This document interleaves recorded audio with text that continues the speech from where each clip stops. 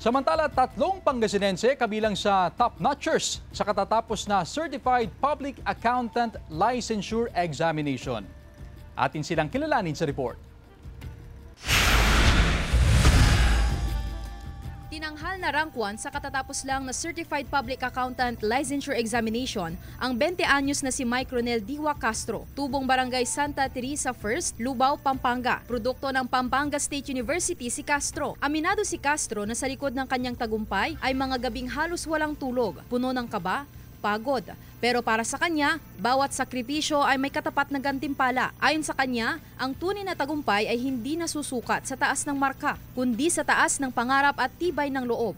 Sobrang saya po kasi I never expected me na mapunta sa gantong situation. Yung mga companies na po yung lumalapit sa akin.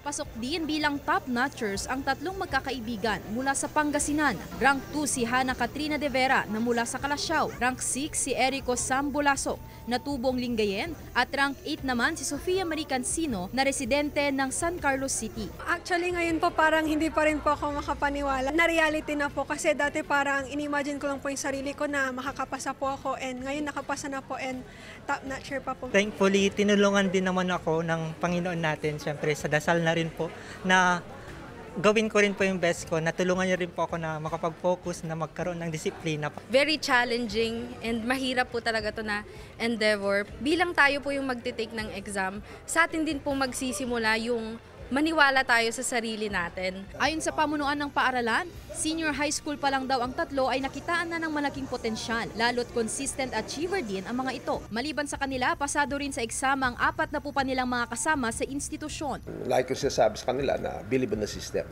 Lahat naman yan pwede, lahat naman ng kurso, okay naman lahat yan. Importante, you enjoy what you're doing. Kasama si Daryl Peralta, Sandy Salvacio, One North, Central Luzon.